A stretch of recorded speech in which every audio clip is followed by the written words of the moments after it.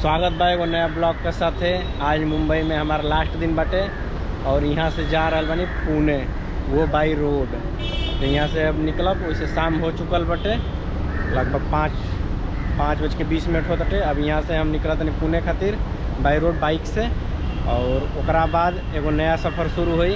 ओकरा खातिर हमारे चैनल पर बनल रहा जा। जब वीडियो पिछला पड़ल बाटे मुंबई का, ओके ज़रूर देख ला जा, कहाँ से कि अब ये मुंबई का लास्ट वीडियो है। और अभी बानी हम जुहू इलाका में, यहाँ बगल में जुहू के बीच फेमस है और सेलिब्रिटी वगैरह का घर वगैरह ज़्यादा बटे। तो चलते नहीं अब इन्हें एक्सप्लोर करते नहीं। आज लास्ट दिन है मुंबई का। तो और यहाँ जुहू इलाका में आई लव मुंबई का साइन बनल बटे,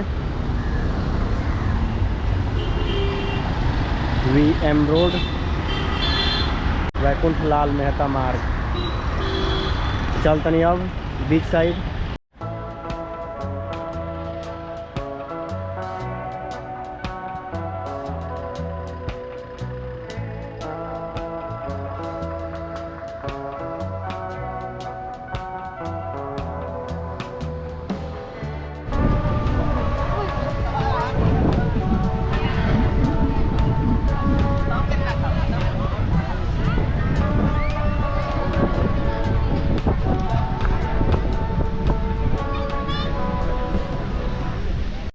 तब हम आगे बनी जुहू बीच पर, अब देख सकेला जा। यह है जुहू बीच, और का किनारे किनारे शानदार बंगला बन सा। कुल बॉलीवुड सेलिब्रिटी से क्रिकेटर जितना बन बड़ा बड़ा,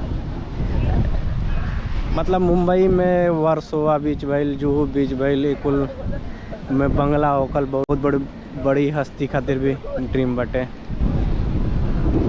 और यहाँ जना था टाइड आइल रहा से गीला गीला बटे, वैसे लहर आ रहा बटे उधर।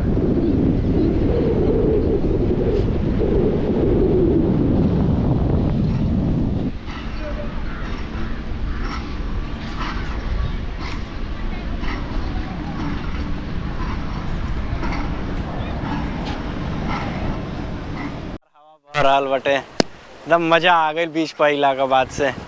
भाई आवे के बाद यहाँ आवा, शाम के आवा, कम से कम 2 घंटा बैठा जरूर, तब जाके असली मजा आई।